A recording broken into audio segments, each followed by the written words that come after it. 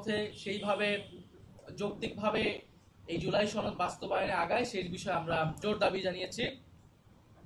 দ্বিতীয়ত আমরা নির্বাচন কমিশন নিয়ে উদ্বেগ জানিয়েছি।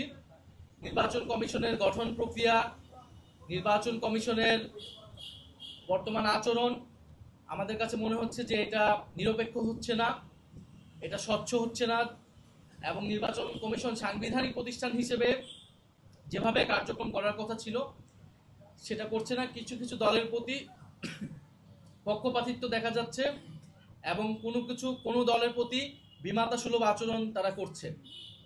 পুরো বিষয়টা নির্বাচন কমিশন নিয়ে আমরা বলেছি। বিগত সময়গুলোতে নির্বাচন কমিশন যেই পদক্ষেপগুলো নিয়েছে সেখানে কিভাবে তাদের পক্ষপাতিত্ব ফুটে উঠেছে সেই বিষয়ে আমরা বলেছি। একটি সুষ্ঠু নির্বাচনের জন্য একটি নিরপেক্ষ নির্বাচন কমিশন প্রয়োজন। সুষ্ঠু নির্বাচন যদি না হয় এর দায় সরকারের উপরে আসবে, ফলে আমরা সরকারকে সেই বিষয়টি অবহিত করেছি এবং আমরা মনে করি যে নির্বাচন কমিশন এই মুহূর্তে পুনর্গঠন হওয়া প্রয়োজন। তৃতীয়ত আমরা হচ্ছে জনপ্রশাসন এবং উপদেষ্টা পরিষদ বিষয়ে কিছু বক্তব্য দিয়েছি যে জনপ্রশাসনে যেভাবে বদলি পদায়নগুলো হচ্ছে সেটা আসলে কিসের ভিত্তিতে হচ্ছে, সেক্ষেত্রে নিরপেক্ষ এবং যোগ্যতার ভিত্তিতে পদায়ন হচ্ছে কিনা। কারণ আমরা বিভিন্ন জায়গায় দেখতে পাচ্ছি, শুনতে পাচ্ছি যে প্রশাসনে বিভিন্ন ভাগবাটোয়ারা হচ্ছে।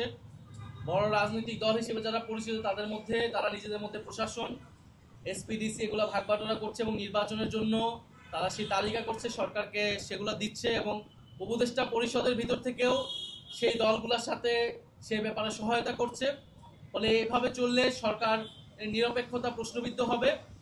ফলে সরকার যাতে নিরপেক্ষভাবে ফাংশন করে এবং উপদেষ্টা পরিষদে যাদের বিরুদ্ধে এই সংশ্লিষ্টতাগুলো রয়েছে, অদক্ষতা, দুর্নীতি এবং রাজনৈতিক দলীয় পক্ষপাতের, তাদের বিষয়ে যাতে প্রধান উপদেষ্টা সিদ্ধান্ত নেন।